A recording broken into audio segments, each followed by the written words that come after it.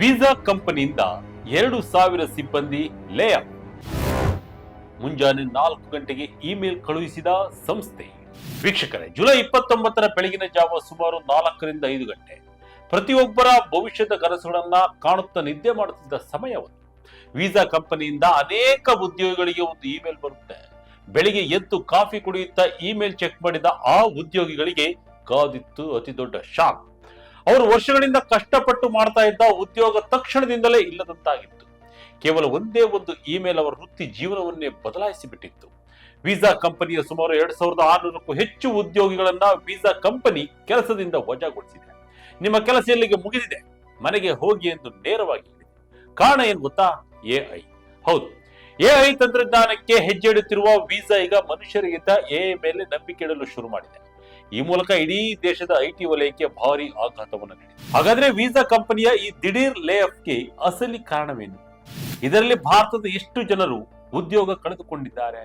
ಅವರ ಮುಂದಿನ ನಡೆ ಏನು? ಡೀಟೇಲ್ ಆಗಿ ನೋಡೋಣ ಬನ್ನಿ. ಬೆಂಗಳೂರು, ಮುಂಬೈ ಐಟಿ ಹಬ್ಗಳಲ್ಲಿ ರಕ್ತಪಾತ. ವೀಕ್ಷಕರೇ, ಭಾರತದಲ್ಲಿ ವೀಸಾ ಕಂಪನಿಯು ಬೆಂಗಳೂರು, ಮುಂಬೈ, ಚೆನ್ನೈ ಮತ್ತು ಹೈದರಾಬಾದ್ನಲ್ಲಿ ಬೃಹತ್ ತಂತ್ರಜ್ಞಾನ ಮತ್ತು ಕಾರ್ಪೊರೇಟ್ ಕೇಂದ್ರಗಳನ್ನು ಹೊಂದಿದ್ದು, ಇಲ್ಲಿ ಬರೋಬ್ಬರಿ 3,500ಕ್ಕೂ ಹೆಚ್ಚು ಅತ್ಯಾಧುನಿಕ ಇಂಜಿನಿಯರ್ಗಳು ಕೆಲಸ ಮಾಡ್ತಾ ಇದ್ದಾರೆ.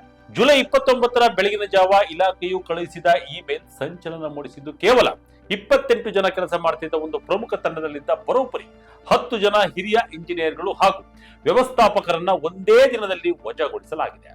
ಈ ಕಡಿತವು ಕೇವಲ ಜೂನಿಯರ್ ನೌಕರರಿಗೆ ಸೀಮಿತವಾಗಿಲ್ಲ, ಬದಲಿಗೆ ವರ್ಷಾನುಗಟ್ಟಲೆ ಸಂಸ್ಥೆಯ ಬೆಳವಣಿಗೆಗೆ ಶ್ರಮಿಸಿದ್ದ ಹಿರಿಯ ನಿರ್ದೇಶಕರು ಹಾಗೂ ಸಾಫ್ಟ್ವೇರ್ ಇಂಜಿನಿಯರಿಂಗ್ ಮ್ಯಾನೇಜರ್ಗಳಿಗೂ ಸಹ ಇವತ್ತು ಉದ್ಯೋಗ ಕಳೆದುಕೊಂಡು ಕಣ್ಣೀರು ಹಾಕ್ತಾ ಇದ್ದಾರೆ.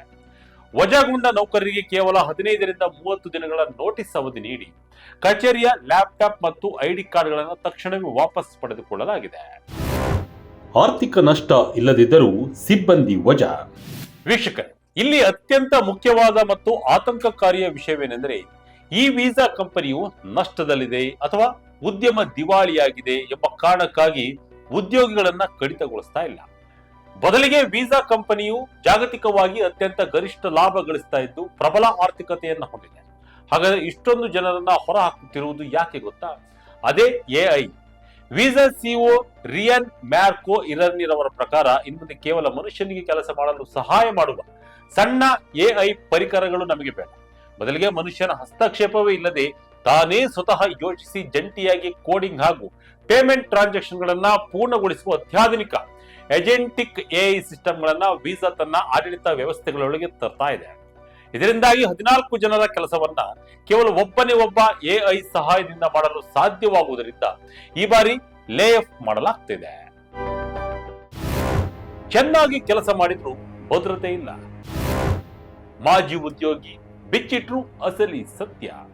ವೀಕ್ಷಕರೇ, ಈ ಬಾರಿಯ ಲೇ ಆಫ್ ನಲ್ಲಿ ಕಂಪನಿಯಲ್ಲಿ ಅತ್ಯುತ್ತಮ ಪ್ರದರ್ಶನ ನೀಡಿದ ನಾಯಕರಿಗೂ ಸಹ ಯಾವುದೇ ಕೆಲಸದ ಭದ್ರತೆ ಸಿಕ್ಕಿಲ್ಲ. ವೀಸಾ ಕಂಪನಿಯು ಮಾಜಿ ಉದ್ಯೋಗಿ ಅರ್ನಬ್ ದಾಸ್ ರವರು ಆಕ್ರೋಶ ಹೊರಹಾಕಿದ್ದಾರೆ. ನನ್ನ ಮಾಜಿ ಮ್ಯಾನೇಜರ್ ಕಂಪನಿಯು ಪ್ರಮುಖ ಉತ್ಪನ್ನಗಳನ್ನ ಅತ್ಯಂತ ಯಶಸ್ವಿಯಾಗಿ ಮುನ್ನಡೆಸ್ತಾ ಇದ್ರು ಮತ್ತು ಅವರಿಗೆ ಕಳೆದ ಬಾರಿ ಅತ್ಯುನ್ನತ ಪರ್ಫಾರ್ಮೆನ್ಸ್ ರೇಟಿಂಗ್ ಸಿಕ್ಕಿತ್ತು. ಆದರೂ ಸಹ ಸೋಮವಾರ ಬೆಳಗಿನ ಜಾವ ಆ ಮ್ಯಾನೇಜರ್ ಅನ್ನ ಸಹ ವೀಸಾ ಕೆಲಸದಿಂದ ಕಿತ್ತು ಹಾಕಿದೆ ಎಂದು ಬರೆದಿದ್ದಾರೆ. ಅಂದರೆ ಎಐ ತಂತ್ರಜ್ಞಾನದ ಮುಂದೆ ನಿಮ್ಮ ಪ್ರತಿಭೆ, ನಿಮ್ಮ ಶ್ರಮಕ್ಕೆ ಬೆಲೆಯೇ ಇಲ್ಲದಂತಾಗಿದೆ ಎಂದು ಅಳಲು ತೋಡಿಕೊಂಡಿದ್ದಾರೆ. ಇದು ಕೇವಲ ವಿಫಾಕತೆಯಲ್ಲ, ಟೆಕ್ ಉದ್ಯಮದಲ್ಲಾಗುತ್ತಿರುವ ದಂಗೆ. ವೀಕ್ಷಕರೇ, ಈ ಎಐ ಆಪತ್ತು ಕೇವಲ ವೀಸಾ ಕಂಪನಿಗೆ ಮಾತ್ರ ಸೀಮಿತವಾಗಿಲ್ಲ. ಇಡೀ ಜಾಗತಿಕ ಪಾವತಿ ಮತ್ತು ಸಾಫ್ಟ್ವೇರ್ ಉದ್ಯಮ ಇವತ್ತು ಇದೇ ಹಾದಿಯಲ್ಲಿ ಸಾಗ್ತಾ ಇದೆ. ವೀಸಾ ಪ್ರತಿಸ್ಪರ್ಧಿ ಕಂಪನಿಯಾದ ಮಾಸ್ಟರ್ ಕಾರ್ಡ್ ಇತ್ತೀಚೆಗೆ ತನ್ನ 4% ಸಿಬ್ಬಂದಿಗಳನ್ನ ವಜಾಗೊಳಿಸಿದೆ.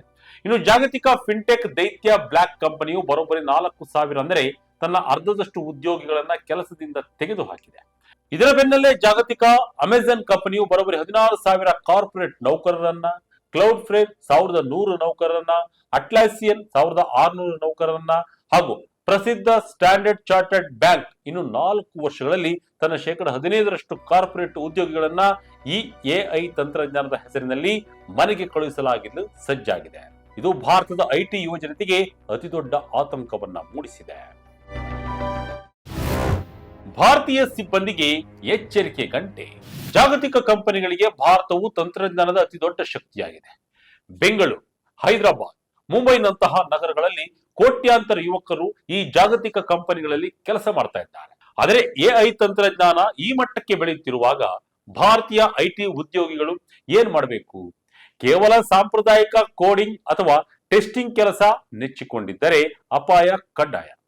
ಎಐ ಟೂಲ್ಗಳನ್ನ ಹೇಗೆ ನಿಯಂತ್ರಿಸುವುದು, ಏಜೆಂಟಿಕ್ ಎಐ ಜೊತೆ ಹೇಗೆ ಕೆಲಸ ಮಾಡುವುದು ಎಂಬುದನ್ನು ಕಲಿಬೇಕು. ತಂತ್ರಜ್ಞಾನ ಬದಲಾಗ್ತಿದ್ದಂತೆ ನಿಮ್ಮ ಕೌಶಲ್ಯವನ್ನ ನಿರಂತರವಾಗಿ ನವೀಕರಿಸಿಕೊಳ್ಬೇಕು. ಪ್ರಾಡಕ್ಟ್ ಮ್ಯಾನೇಜ್ಮೆಂಟ್, ಎಐ ಇಂಜಿನಿಯರಿಂಗ್ ಮತ್ತು ಪ್ರಾಬ್ಲಮ್ ಸಾಲ್ವಿಂಗ್ ಕೌಶಲ್ಯಗಳಿಗೆ ಹೆಚ್ಚು ಆದ್ಯತೆಯನ್ನ ನೀಡಬೇಕು. ಕಂಪನಿಗಳು ತಮ್ಮ ಲಾಭಕ್ಕಾಗಿ ಎಐ ಕಡೆಗೆ ಮುಖ ಮಾಡುತ್ತಿರುವಾಗ ನಾವು ನಮ್ಮ ಕೌಶಲ್ಯಗಳನ್ನ ಎಐಗಿಂತ ಒಂದು ಹೆಜ್ಜೆ ಮುಂದೆ ಇಟ್ಟುಕೊಳ್ಳುವುದು ಅತ್ಯಗತ್ಯ.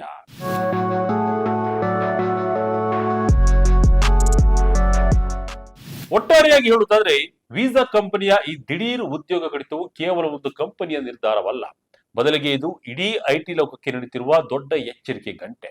ಕೃತಕ ಬುದ್ಧಿಮತ್ತೆ ಅಥವಾ ಎಐ ತಂತ್ರಜ್ಞಾನವು ಮನುಷ್ಯನ ಕೆಲಸವನ್ನ ಎಷ್ಟು ವೇಗವಾಗಿ ಆಕ್ರಮಿಸಿಕೊಳ್ಳುತ್ತಿದೆ ಎಂಬುದಕ್ಕೆ ಇದು ಒಂದು ದೊಡ್ಡ ಜೀವಂತ ಉದಾಹರಣೆ. ನೀವು ಎಷ್ಟೇ ಚೆನ್ನಾಗಿ ಕೆಲಸ ಮಾಡಿದರೂ ಬದಲಾಗುತ್ತಿರುವ ತಂತ್ರಜ್ಞಾನಕ್ಕೆ ಅನುಗುಣವಾಗಿ ನಿಮ್ಮ ಕೌಶಲ್ಯಗಳನ್ನ ನವೀಕರಿಸಿಕೊಳ್ಳದಿದ್ದರೆ ಉದ್ಯೋಗದ ಭದ್ರತೆ ಮರೀಚಿಕೆಯಾಗಲಿದೆ. ಕಂಪನಿಗಳು ಲಾಭದ ಹಾದಿ ಹಿಡಿದಾಗ ಮನುಷ್ಯನ ಶ್ರಮಕ್ಕಿಂತ ಎಐ ಮೇಲೆಯೇ ಹೆಚ್ಚು ಅವಲಂಬಿತವಾಗುತ್ತಿವೆ. ಹಾಗಾಗಿ ಮುಂಬರುವ ದಿನಗಳಲ್ಲಿ ಎಐಗಿಂತ ಒಂದು ಹೆಜ್ಜೆ ಮುಂದಿರಬೇಕಾದ ಅನಿವಾರ್ಯತೆ ಇದೆ. ವೀಕ್ಷಕರೇ, ಈ ಬಗ್ಗೆ ನಿಮಗೆ ಅನಿಸಿದ್ದನ್ನ ಕಮೆಂಟ್ ಮೂಲಕ ನಿಮ್ಮ ಅಭಿಪ್ರಾಯವನ್ನು ತಿಳಿಸಿ. ಇದಾಗಿತ್ತು ಕ್ಷಣದ ಅಪ್ಡೇಟ್. ಇದೇ ರೀತಿಯ ಅಪ್ಡೇಟ್ಗಳಿಗಾಗಿ Vijaya Karnataka website, YouTube page, Facebook page follow ಮಾಡ್ತಾ ಇರಿ. ಧನ್ಯವಾದ.